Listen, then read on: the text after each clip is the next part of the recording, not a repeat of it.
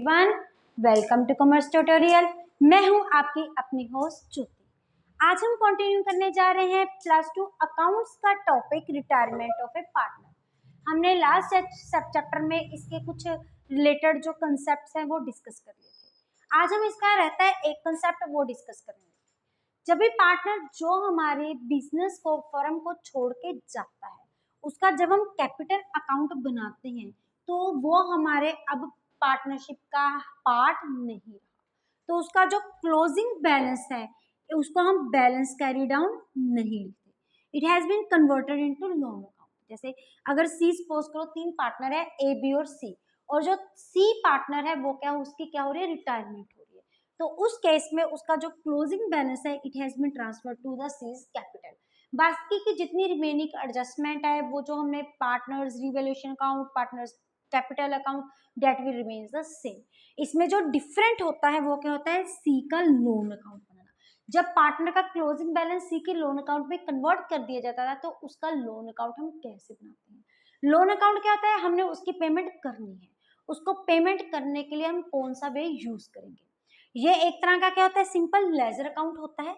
और जो हमारा लेजर अकाउंट होता है वो हम जाते हैं, it is always made in the T shape, जिसकी 2 साइड्स होती है, एक होती है डेबिट साइड, एक होती है हमारी क्रेडिट साइड।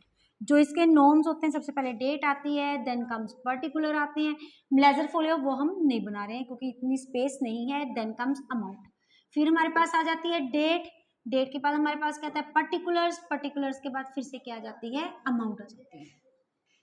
इसके साथ रिलेटेड हम कुछ केस जो है वो हम क्या करेंगे, डिस्कस करेंगे। सबसे पहला हमारा केस क्या है ये देखिए।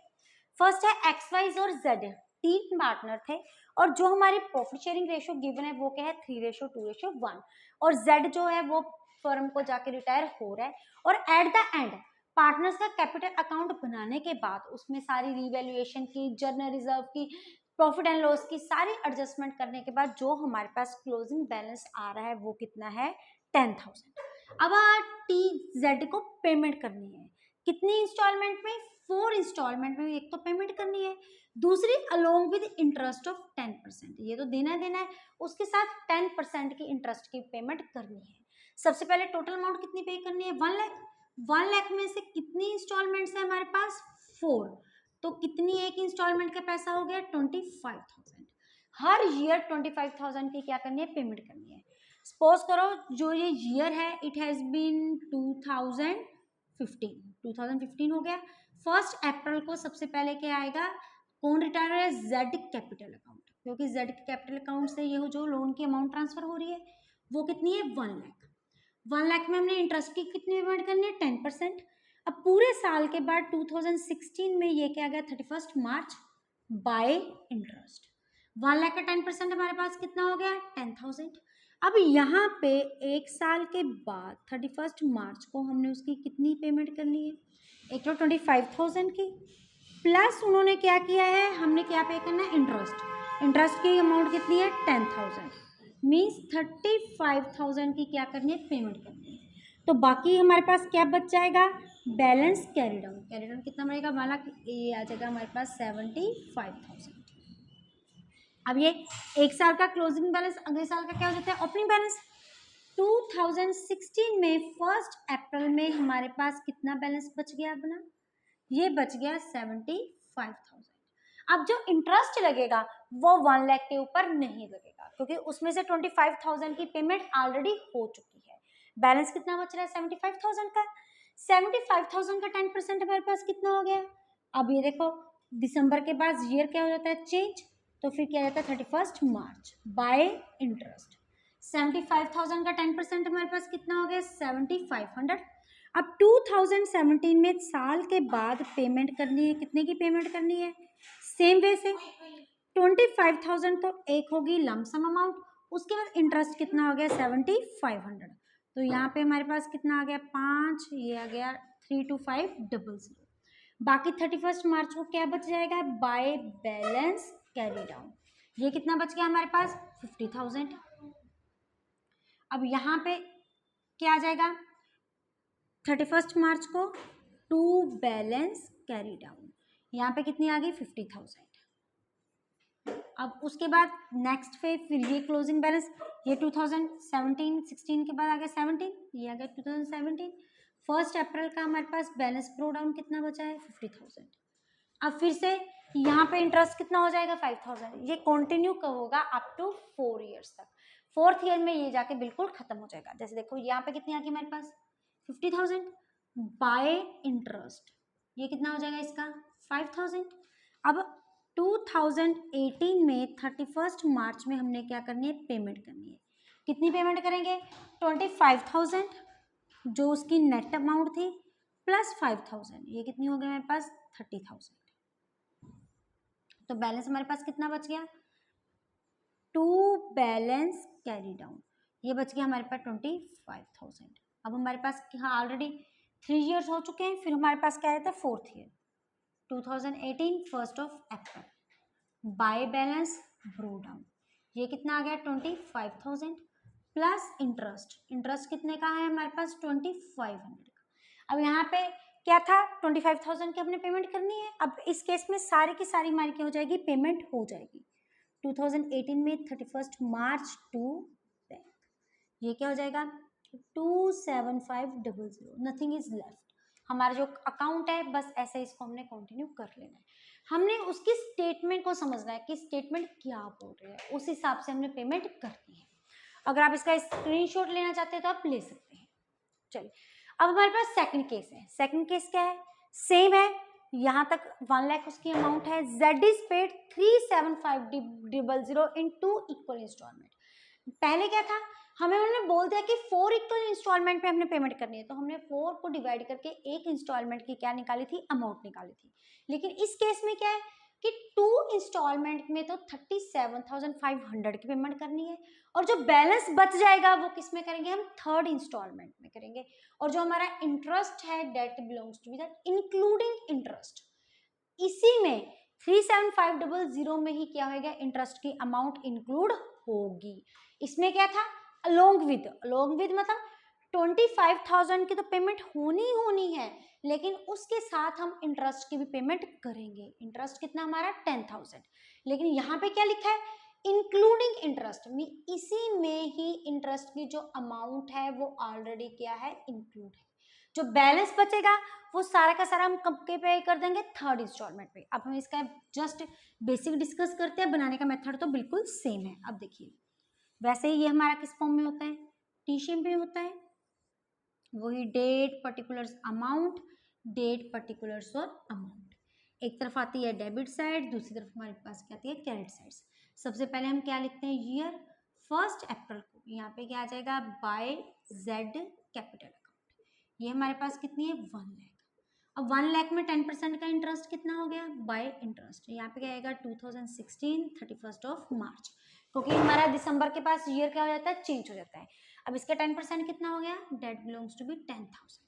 अब यहाँ पे क्या होता है 2016 31 मार्च को हमने क्या करनी है पेमेंट, लेकिन किसकी करनी है इंक्लूडिंग इंटरेस्ट 37500। इसमें हम इंटरेस्ट प्लस नहीं करेंगे क्योंकि it has been done including interest. Balance क्या बच जाएगा बैलेंस कैरी डाउन, टोटल हमारे पास अमाउंट कितनी है 1,10,000, इधर भी क्या है 1,10,000।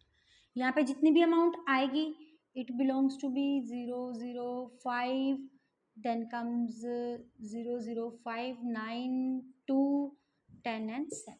अब ये क्या बन जाएगा अगले साल के लिए अपना balance prove down 2016 1 April by balance, ये कितना हो गया 72500। अब इस पे इंटरेस्ट की अमाउंट कितनी होगी 10% 7250। उसके बाद हमने क्या करनी है पेमेंट करनी है 31 मार्च की टू बैंक, हमें पेमेंट कितनी करनी है 37500 की। बाकी हमारा क्या बच जाएगा बैलेंस कैरी डाउन, ये हमारे पास कितनी अमाउंट आ गई 0, 5, 7, 9 एंड 7।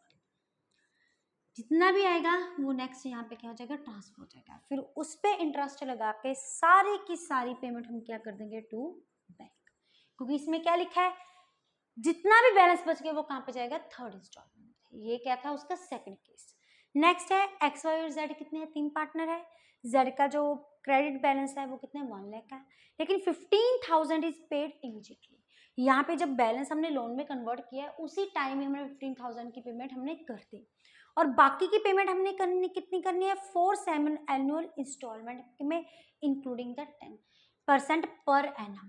पहले जितने भी केस था उसमें क्या था, एनुअली पेमेंट थी, हमें कुछ भी गिवन नहीं था, मतलब एनुअल पेमेंट हम साल के बाद करते थे।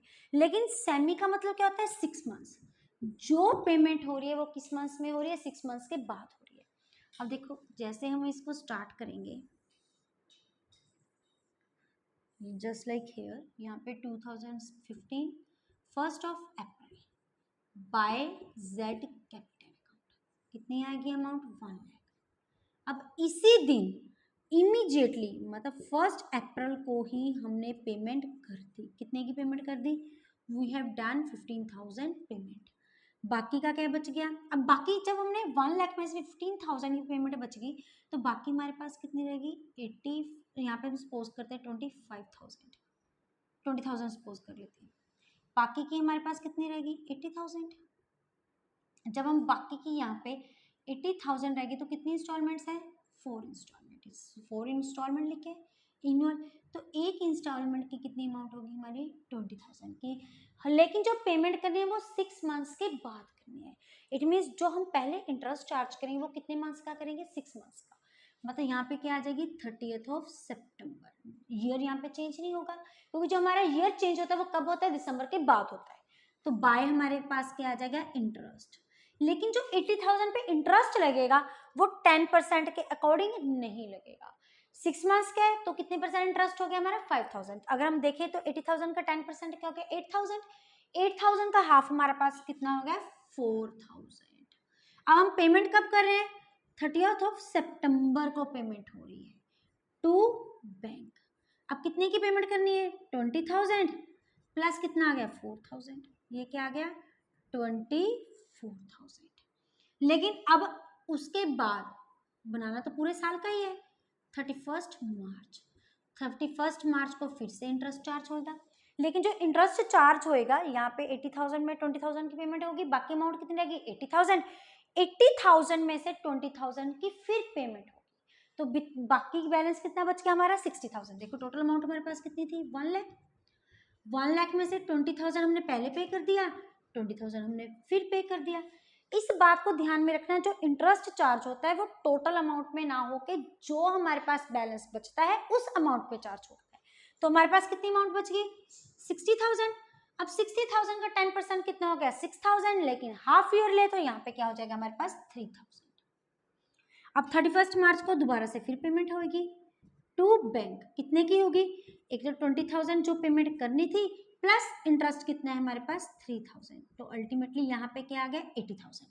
तो बैलेंस हमारे पास अमाउंट कितनी बच गई, balance carry down is belongs to be the 40,000 हमारे पास क्या है बैलेंस बच गया क्योंकि 60,000 में से हमने 20,000 फिर से पे कर दिया। अब हमारा बैलेंस कैरी डाउन कितना है अगले साल के लिए क्या हो गया ब्रो डाउन। 1 अप्रैल को क्या होगा बाय बैलेंस ब्रो डाउन, यहाँ पे कितना आ गया 40,000। अब फिर 30 सितंबर, क्यों, क्योंकि हम जो पेमेंट कर रहे हैं वो कितने मंथ्स के बाद कर रहे हैं 6 मंथ्स के बाद। अब 40,000 का 10% कितना हो गया 4,000, 6 मंथ्स का हमारे पास कितना हो गया 2,000 बाय इंटरेस्ट, ये क्या हो गया हमारे पास 2,000। अब 6 मंथ्स के बाद पेमेंट करनी है तो यहाँ पे 30 सितंबर को हम क्या कर देंगे बैंक, कितनी 20,000 प्लस 2,000, ये हमारे पास क्या आ गया 22,000। बाकी पेमेंट कब कितनी होगी हमारी 31 मार्च, पहले उस पर क्या करेंगे इंटरेस्ट चार्ज। 40,000 में से 20,000 फिर से पे कर दिया, रिमेनिंग अमाउंट कितनी रहेगी 20,000। अब जो इंटरेस्ट पे करेंगे वो कितनी अमाउंट पे करेंगे 20,000। अब 20,000 पे इंटरेस्ट कितना हो गया हमारा 1,000। अब अल्टीमेटली 31 मार्च को यहाँ पे फुल पेमेंट हो जाएगी 20,000 प्लस 1,000 कितना हो गया 21,000 का इंटरेस्ट, और बैलेंस यहाँ पे क्या हो गया क्लोज। बस इस बात को इसको बनाने के लिए बिल्कुल लेजर जैसा है। बस एक तो ये बात ध्यान में रखनी है कि जो हमने इंटरेस्ट चार्ज करना है वो किस अमाउंट में करना है रिमेनिंग अमाउंट, टोटल अमाउंट में नहीं करना। अगर एनुअल चार्ज करना है तो हमने परसेंटेज कर लगा देना डायरेक्ट, अगर सेमी एनुअली है तो उसको हमने डिवाइड बाय जितने भी 6 मंथ्स के बाद कर रहे हैं तो अपॉन 2 कर देना है, अगर क्वार्टरली पे करने हैं तो अपॉन 4 कर देना है, क्योंकि टोटल कितने क्वार्टर होते हैं हमारे पास 4 क्वार्टर होते हैं। यही इसका मेथड है, पहले जितनी पेमेंट कर दी बाकी को माइनस करके इंटरेस्ट चार्ज करना है। और इस बात को ध्यान रखना जब भी अप्रैल के बाद हमने इंटरेस्ट चार्ज करना है 31 मार्च को, तो हमारा ईयर दिसंबर के बाद क्या होता है, चेंज हो जाता है। इन बात को थोड़ा सा ध्यान रखिए। यही था जो हमारा लोन अकाउंट है। इसके बाद ये चैप्टर क्या हो रहा है, कंप्लीट हो रहा है। होप है आपको वीडियो अच्छी लगे तो इसको लाइक करें, ज्यादा शेयर करें, चैनल को सब्सक्राइब करना ना भूलें। Thank you, have a nice day.